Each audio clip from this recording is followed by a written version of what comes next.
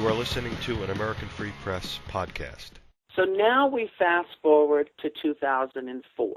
I'm in Mexico. I am in the town of Tijuana, Nayarit, Mexico, a Pacific Coast state south of Sinaloa, Mazatlan, and north of Guadalajara, Jalisco, and Guerrero. I'm sitting there and I'm watching, for some reason, the Democratic National Convention going on. When is this? In the summer? It was in August. Was it in August of 2004? It was definitely in the summer. I'm not sure the exact date of the convention, but I know it was in the summer of 2004. Okay, I'll find out while you're talking. Go ahead. Okay, but I do know that I'm in Mexico and I'm watching it on my TV screen. And like I said, I'm ready to fall off the couch because I see somebody that I had gone down on walking across the stage and being held as the next great hope of the Democratic Party. Right. It was July 26th to the 29th. At the Fleet Center in Boston, Massachusetts. But like I said, I know it was the summer, and I was in Tijuana, Nayarit, Mexico, and I was watching it. And it was just the funniest thing. But it doesn't faze me, other than just laughing my ass off and going, oh, my God, you got to be kidding me. But like I said, people need to understand this is not something that is unusual for politicians or anyone for that matter. Right. People climb the corporate ladder and the political ladder in a whole bunch of different ways.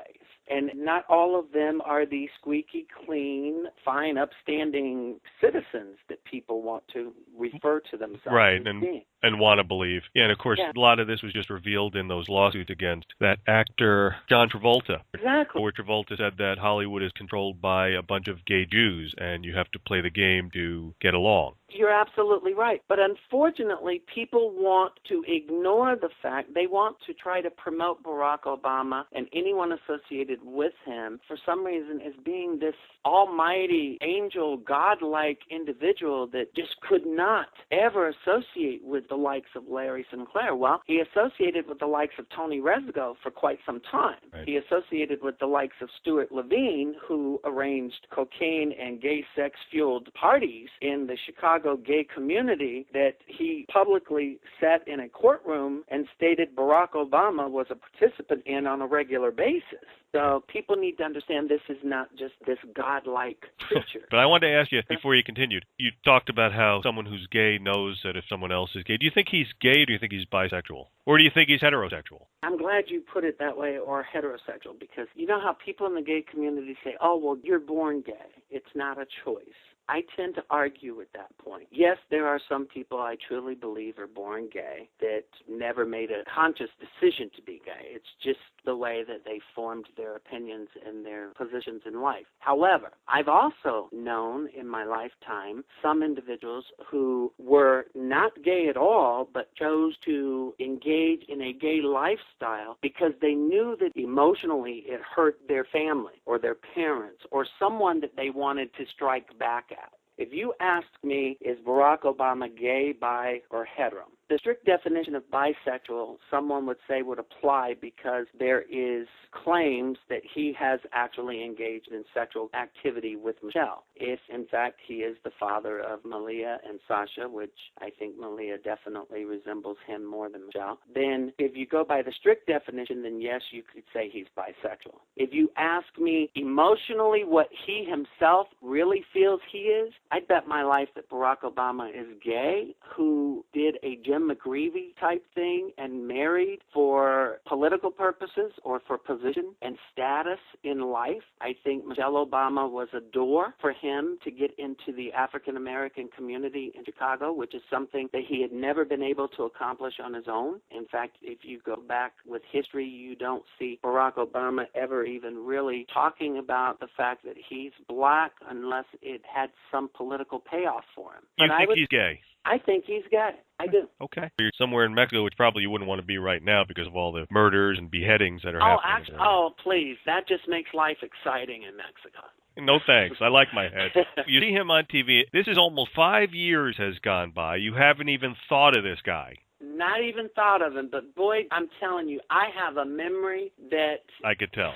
I have a memory that even scares my 96-year-old grandmother. That's great, though. So almost 5 years goes by. You don't give this guy a second thought, a third thought, nothing. Zero zilch. It was just a good time, finished. All of a sudden you see him on TV. I start cracking up laughing is the first damn thing I do. Look, that's a badge of honor in Mexico when you can brag about the fact that you went down on a powerful politician or a connected individual. Come on. This was the new star of the Democratic Party. Are you kidding me? I was sitting there talking to some friends and neighbors, making light of the fact that now if this guy actually ever becomes somebody other than an Illinois senator, I mean, hey, I can talk one up on my belt. Right. The reason I'm bringing this up is because I want to focus on this for a minute, because I want the listeners to listen to what we're saying here and to form their own opinion, because this is a very important part of the story here. You know, it is, because people say, oh, well, you're just trying to get some fame off. If I was looking for notoriety and fame and fortune off of this,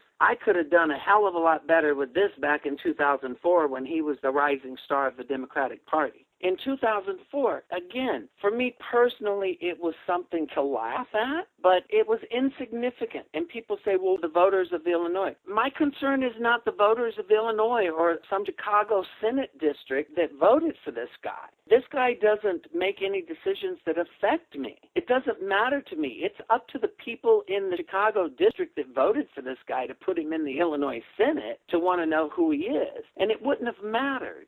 I didn't even bring it up publicly until 2008. And people say, well, why in 2008? Because in 2008, you had people standing there. They were enamored with this guy because this guy was honest. He was transparent. He was above all of it. There was no secret. He was not going to hide anything. So again, we come into 2007 when I'm seeing these people say this on television. So I asked the campaign, and this is what people need to understand. I didn't just go public and say, oh, by the way, Barack Obama used crack cocaine while I went down on him. That's not how this came about, although a lot of people seem to think it is.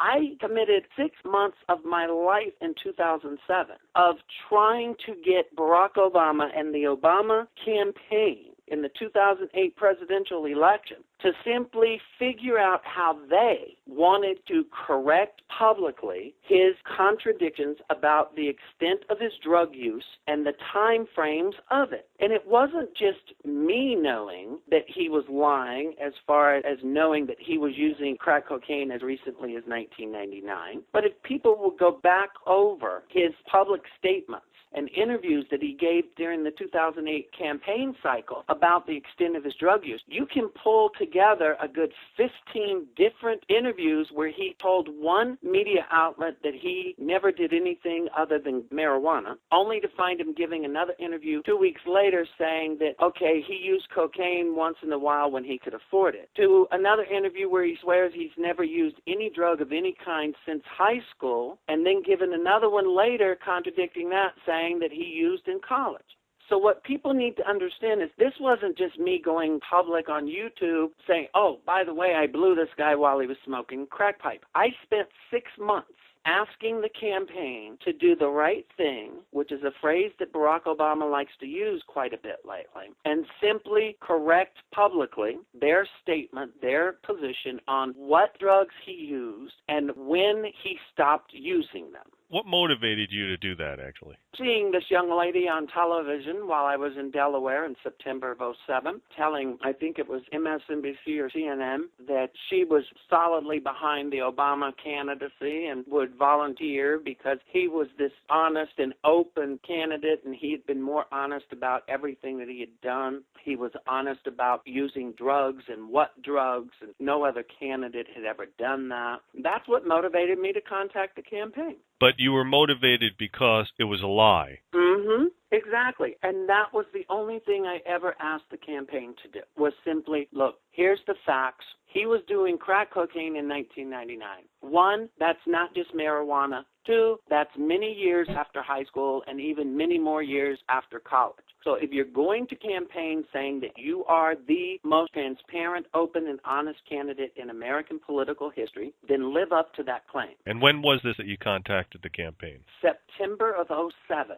What transpired between when you saw him on TV and when you contacted the campaign? Did anything happen besides you talking to your Mexican buddies about how you knew this guy? Nothing at all. I knew he had announced in February of '07 that he was going to run. It was a good 6 months after he first announced his candidacy for the Democratic nomination in 2008 that I even took the time to contact the campaign. It didn't matter to me when he announced that he was running. It only started mattering to me when all of these people were running around talking about Barack Obama was the next greatest thing since Christ was born. It was January of 2008 before I ever said anything publicly because I bent over backwards, no pun intended here, to give the campaign the opportunity to simply clarify the dates. This was never meant to try to ruin him as a person or as a candidate. It was simply meant to, okay, if everybody is going to say that you are these things, then you need to live up to being those things. It was never meant to be one of those situations where you call a campaign or a candidate and you tell them, look, I've got this on you, you better come clean or else. That wasn't it. What really pushed this issue to the point of me going public with a YouTube video on January 17th of '08 was the fact that I get a call in September shortly after contacting the Obama campaign. And that call comes from a guy that identifies himself as a Mr. Young. And he claims in this call that he is from the Obama for America campaign. It's what he says in this call that tells me right away that this is not someone with the campaign because it can't be. Because what he tells me, he asked me, he says, well, let me just get this straight. You want Barack Obama to come clean about his drug use. Why don't you want him to come clean about the sexual encounters? That right there tells me this isn't somebody from the campaign because I never once mentioned the sexual encounters with the campaign. Right. So now I'm really freaking out. But I go with this because I have no idea who this person is. I do know that the person has the same cell phone numbers that I left with the campaign. So from September of '07 through early December of '07, I continued to get these phone calls and these text messages from a guy that originally claimed to be with the Obama campaign that only later in these communications I find out is a gentleman by the name of Donald Young, who is an openly gay male, a school teacher in the Chicago School District, and the choir director of Obama's church, the one pastored by Reverend Jeremiah Wright. So in the course of this 4 months back and forth, it starts with, well, Senator Obama's looking into how they're going to make the statement, blah, blah, blah, blah, blah, into becoming more personal and more open to where I'm being told that, okay, I'm not with the campaign. I'm actually a gay male that's been intimately and sexually involved with Barack Obama for years, who was asked to call you by Barack Obama and Jeremiah Wright to get as much information about who you've talked to about this in the media. All the way to the last communication telling me that any claims by the campaign claiming that they're going to come out and correct their drug use statement, not for me to hold my breath because it's not going to happen. Then these communications end. I don't even tie or connect this guy to being the Donald Young that's murdered in Chicago on December 23rd of 2007, just, 10, 12 days before the Iowa caucus. I don't even put two and two together until the spring of 2008. By that time, I put the YouTube video out. And I put the YouTube video out because I had been speaking with different reporters with different media outlets, from the New York Post to the New York Times to the Minneapolis-St. Paul Star-Tribune. I had even contacted the Democratic National Committee, had contacted the law offices of Vice President Walter Mondale. I was doing everything in my power to get the campaign to simply come out and clean up their misinformation, their false statements about the drug use, and then moving forward with the campaign. Okay. I bent over backwards to make sure that I did not engage in any communications with any opponents of Barack Obama, whether Republican or Democrat. I made it a point I was not going to get involved in contacting anyone connected with or associated with the Clinton campaign, the Biden campaign, the Edwards campaign, none of them. And I tried everything in my power to get this man to be honest about nothing more than the drug use. But when it became evident to me that that was not going to happen, I had a decision to make. And that decision was, if I make a public statement, then I'm going to have to make that statement completely honestly about the extent of what I know and how I know it. And people said, well, why did you even have to mention the gay sex? You could have just left the sex out of it and the drug stuff would have been enough. And I'm like, no, it wouldn't. See, because I'm asking him to be honest. I'm asking him to do what he claims he is. How does that make me look if I come out and accuse him of doing drugs, but I don't tell the whole story from Jump Street, and then people come back and they go, well, how do you know this? And then I explain to them, well, I know it because I was in the back of a limo going down on him while he was doing it. Then you have the opportunity for people to come back and say, oh, well, you're a lying sack of you-know-what, because why now you're throwing the sex into it? You want to make this something that it's not. Why didn't you tell the truth from the beginning? See, I would put myself in the position of being Barack Obama all over again if I didn't come out with the whole story from day one, as opposed to coming out with, well, I know you were using drugs in 1999, but I'm not going to tell you how I know that. And then come out 2 months later saying, well, I know it because I went down on you while you were doing it. And that's what people need to understand. It was never my intent to even have the sexual encounters come out. But I can't ask him to be honest about the extent of his drug use if I'm not willing to be honest about the whole story from the minute I go public, and not just put out part of it only to come back later and add the rest of it and make myself look no different than Barack Obama. So you went to the National Press Club with the story, right? When was that date? I went to the National Press Club on June 18th of 2008 and held a press conference that the National Press Club themselves had no problem in taking the close to $9,000 that it cost us to rent the facility, to pay for their broadcast services, to videotape and archive the event. They began to be put under pressure by the far left, by Fire Dog Lake and the Obama camp and others, to where it turns out that everything we paid for, they basically ripped us off. I didn't realize it until after the fact, but they chose to make the room appear as if it could have been taking place anywhere in the world but the National Press Club. You have seen press conferences that have been held at the National Press Club. The podium has the National Press Club emblem stuck on the center of the podium, or else the wall behind the speaker says press.org, National Press Club, Washington, D.C. Okay. They made sure that absolutely nothing that could identify the place of this press conference was the National Press Club as far as in the background. If you watch that video, you would think that it could be any conference room in any hotel anywhere in the world. You try to get your money back? No, because what I wanted to do instead was I wanted to show that the National Press Club is not what they claim to be, because it turns out the National Press Club also engaged in working with Joe Biden's son, Beau Biden, in arranging for my arrest at the National Press Club. But it didn't go the way they had originally planned it, so when it did take place, they kind of stuck their foot in and didn't want it to become a scene. They had originally tried to plan it to where it would take place before the press conference even started. Where is the National Press Club? Is in Washington, D.C. Right, and isn't Biden's son, isn't he in Delaware? Mm-hmm. Well, how could he arrest you? Apparently, Joe Biden, or Beau Biden, on February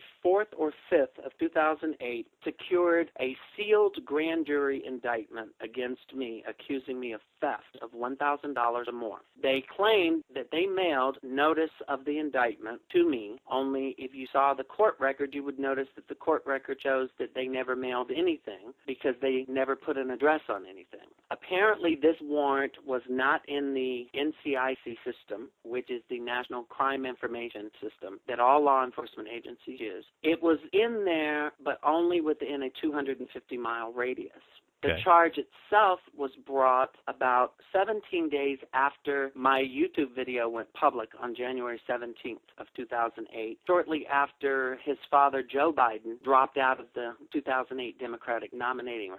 I had been in Washington, D.C. on May 31st of 2008 to attend the DNC's National Committee's Rules and Bylaw Committee meeting that took place at the Marriott Wardman, where they were arguing over how the DNC was counting delegates or designating delegates between Obama and Clinton out of Florida and Michigan because the DNC had penalized the two of them and didn't allow their primary votes to count or something. Right. So it wasn't unnecessary unknown by Delaware or anyone else as far as where I was at or where I was living. In fact, at the time that they brought this sealed indictment, it was already public knowledge of my address in Duluth, Minnesota, because it was posted all over the internet by the likes of Joseph Farah with WorldNet Daily and the former Court TV, I guess they call it now, smokinggun.com or something. My whereabouts was public knowledge at that point, so Delaware had no excuse for claiming that they didn't know where I was at or how to contact me, because that just wasn't the case.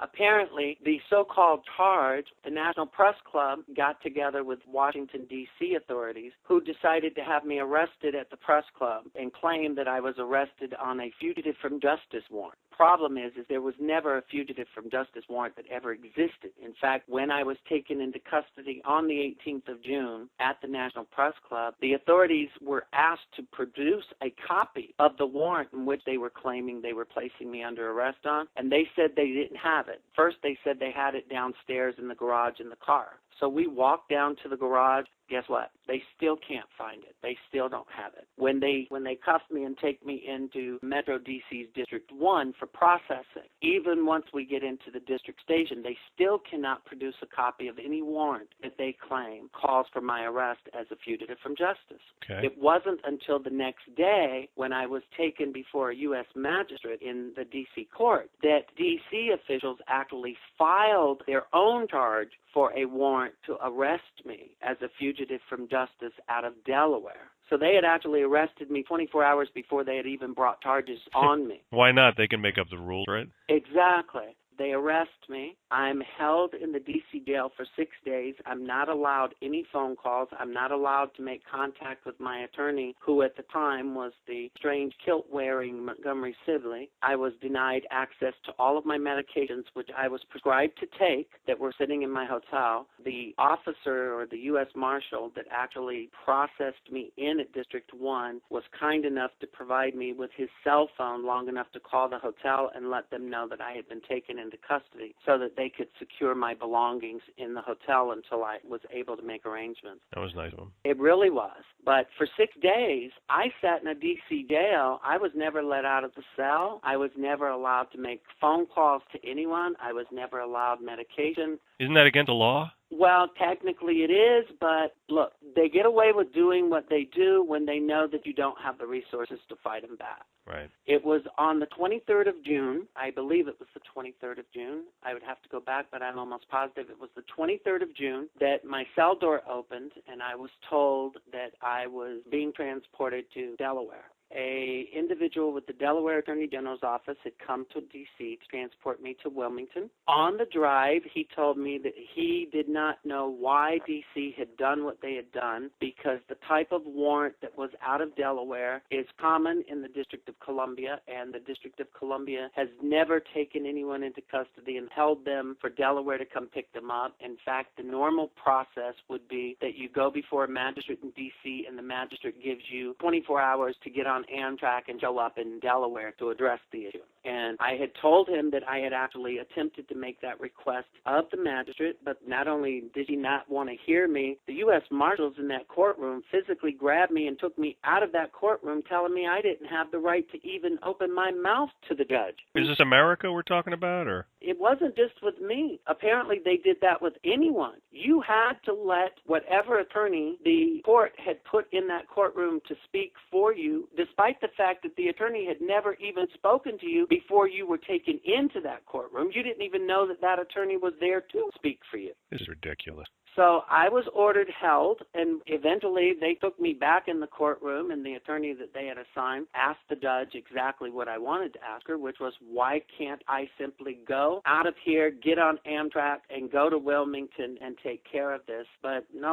They wanted to make a whole big old stink. They wanted to use what Ben Smith and Politico had put out the day before on Politico's website. They wanted to claim that, no, he's a flight risk. He's lived under 14 different names names and aliases, which is completely false, but people don't want to clarify. They want to put out what they get from an FBI printout. Right. Well, if you go by what the FBI says, I was born in 1963 and my birthday's in July, not in September. Right. And I'm actually 49 and not almost 51. The court said, oh, no, he's got all these aliases, but yet they know that these aliases are nothing more than what individuals that have had interviews with police 20 years earlier referred to me as. And the funny thing is the majority of these so-called aliases are just different misspellings of my legal name at the time.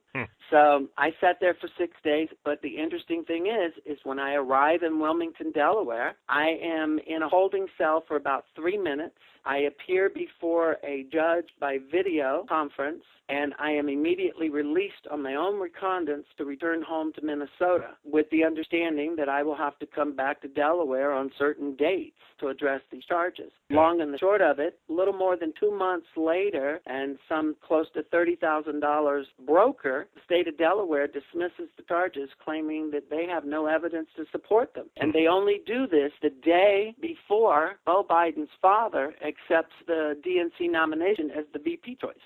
At the press club, and that was, what, June 18th, you said? June 18th, 2008.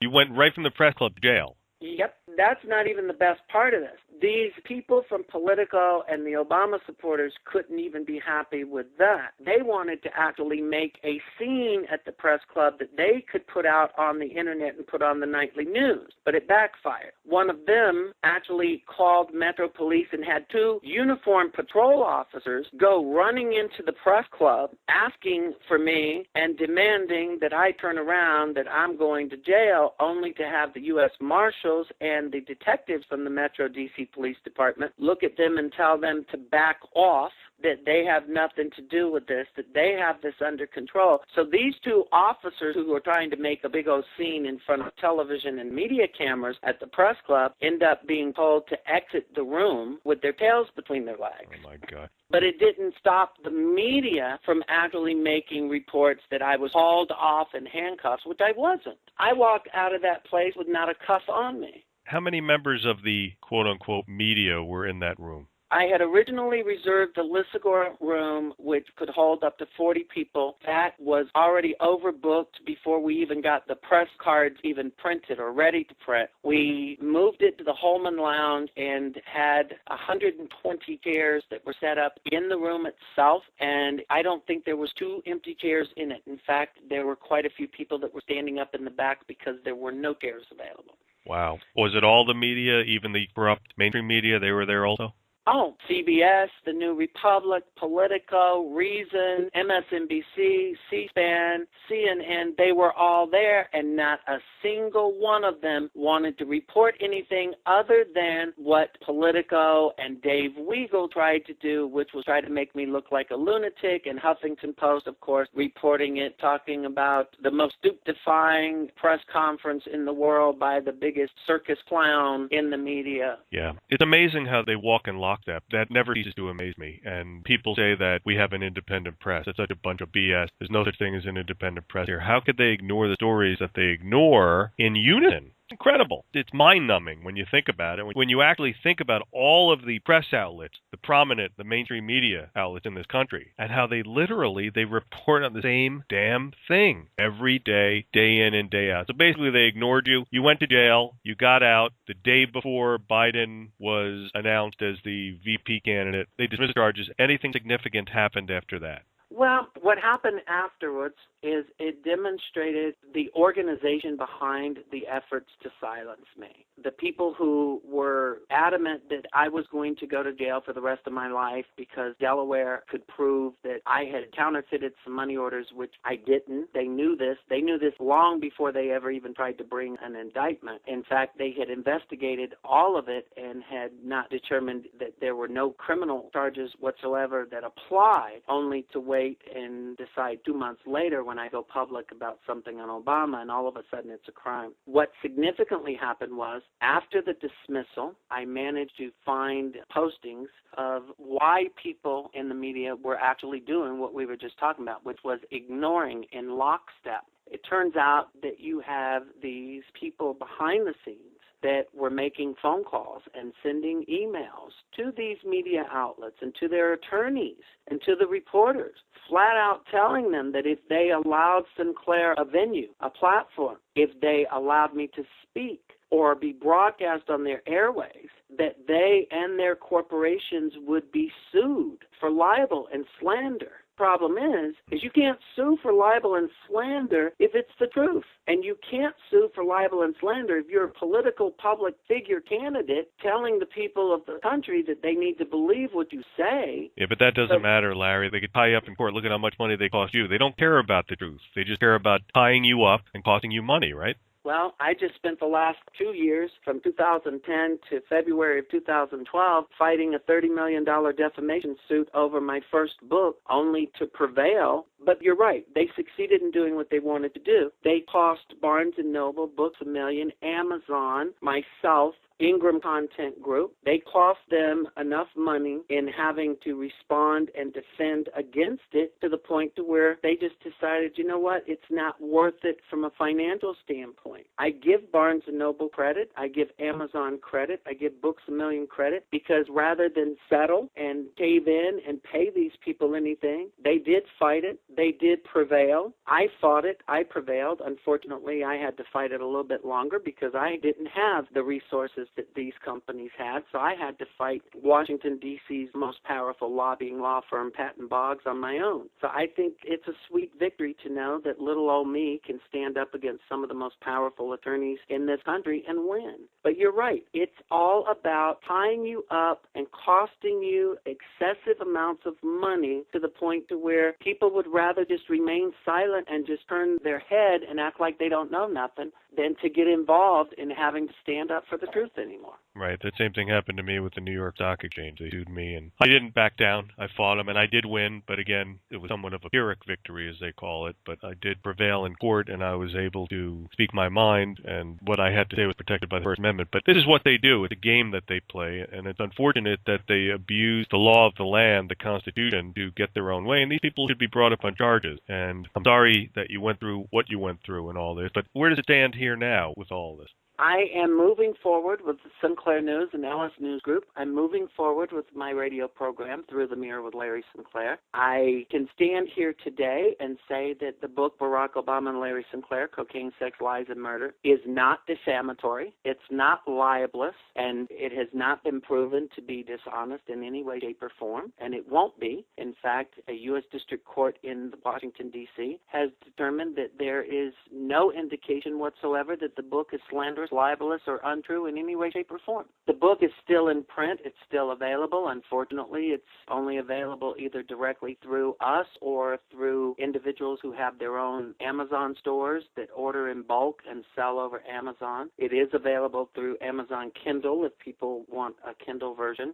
I think after 4+ years of dealing with this and standing firm on what I have said and never backing down, I think people are starting to see the truth. I think people are willing to take a different look and look at it from a different perspective. I don't think everyone is automatically so quick to just dismiss me off as being some lunatic. Most of what I have said about Barack Obama has turned out to materialize as fact over the last 4+ years, so that's definitely comforting to know. I think at this point, and it's kind of what I told the people when I spoke at Freedom Palooza where I met you, this is no longer about me, and I want people to understand I never wanted this to be about me, and even today I say it's not about me. What it's about is it's about the corruption. It's about the level of dishonesty that we have in the media, that we have in our elected officials. It is about the extent to which people and organizations will go to in attacking someone or trying to retaliate or bring about retribution against anyone who dares speak out against the establishment. I think it's interesting that MSNBC was one of the prime media sources over the last 4+ years that wanted to attack me on a personal level and portray portray me as being some character assassin, and yet when they are sued and their Rachel Maddow personality is sued for libel and slander and defamation, they have used the very case brought against me and the very court rulings that rule in my favor to argue that they should be protected. I think it's just sweet irony that the very people who turned around and said that I was everything in the book but honest and credible are now using my very words to defend themselves against attacks. So I think it's sweet to know that they have to resort to using the very defenses that I've used against them in defending against people that are going after them now. So. Right. They have to use the truth. You know, these people are nothing but whores and traitors as far as I'm concerned. Larry, I read something about you getting a polygraph. Did that happen? Can you elaborate on that? Yeah, actually I did. There was a polygraph that was done on February 22nd of 2008 that was arranged by the internet site whitehouse.com and its owners, Dan Parisi. It was done by Edward Gelb, and the site whitehouse.com reported that I had failed the polygraph.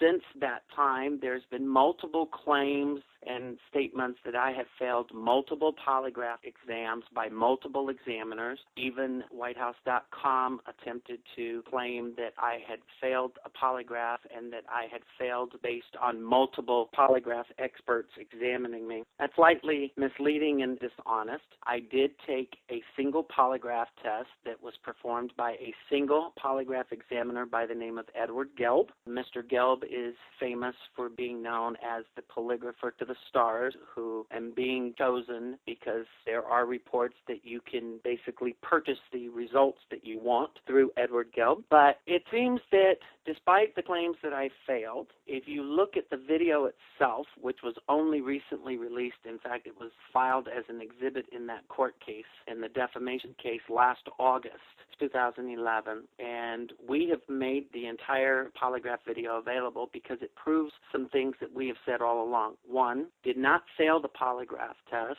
and contrary to a bunch of people's claims that when the computer says you passed and the examiner says you fail, that the examiner's interpretation is what is used. There is no such regulation or practice that says that's the case. In fact, if you take Dr. George Masick from the antipolygraph.org report that he did for us back in September of last year, you will find that one, Edward Gelb, you can see on videotape announcing that he thinks that I am a complete nutcase, a lying asshole, etc., etc. By making those claims himself, Edward Gelb violated the first rule of the ethics code for polygraph examiners, which says that if you hold any bias to the subject, you cannot perform a polygraph examination of that person. The fact that he displayed those biases during and after the polygraph exam, those should have been made public. They were hidden. But if you watch this video, you will find that Edward Gelb and Dan Parisi's assistant, Robert Braddock, who was recently arrested in Connecticut for conspiracy to conceal campaign contributions. Nice. Exactly. Eventually, the truth about people comes out. But if you watch the video, you will see Edward Gelb telling Robert Braddock that here's a result that the computer gave on me and whether I was lying or not that says I was being honest. But yet he dismissed it, telling Robert Braddock that, no, that can't be right because his blood pressure. Another thing you will see on the video that people don't understand is when you do polygraph exams, the blood pressure cup is applied to one arm and the little electron thingies that are connected to the tip of the finger are done on the other hand. Edward Gelb connected both of them onto my left arm, whereby he could manipulate my blood pressure by the amount of pressure in the cup that he inflated. I tried to bring that up. He said that it didn't matter, but doctors tend to say that he's lying through his teeth on that one. But nonetheless, people say that I failed multiple polygraph tests. If you look at the reports from Dr. Masick, if you watch the entire video, I think you will find that those claims that I failed multiple polygraphs are a lie. You will see that I only did one polygraph with one polygraph examiner, and based on the actual computer data from both of those, I passed.